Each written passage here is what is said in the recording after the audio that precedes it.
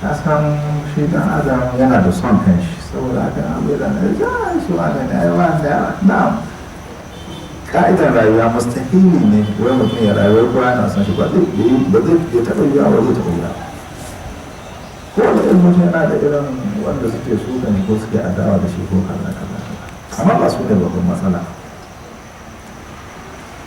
ba ka da matsala kamar kanka a gani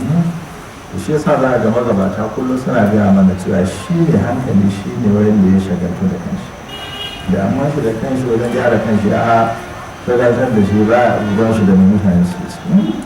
kamar yadda imam ajali sana ake faɗa a babin jihar da masu ke cewa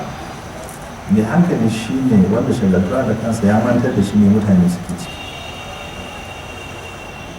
inda gaskiyar mutum yana so ya gyara kanshi ba zai san mai mutane suke ci bare ya ranka tunanin ai wani ya yi kaza wani ya yi kaza ko wani ya dame shi ko wani wannan ba shi ne a hamushe ba a hamushe ya kare shi mutum shi a kan kanshi ko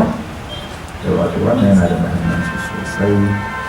ya zama da ƙoƙarin mu a koyaushe shi ne ɗaukan matakai na ƙoƙarin gyara kanmu matakin farko na shi ne iya ce zafi da naks da misali shi ne kuma yana da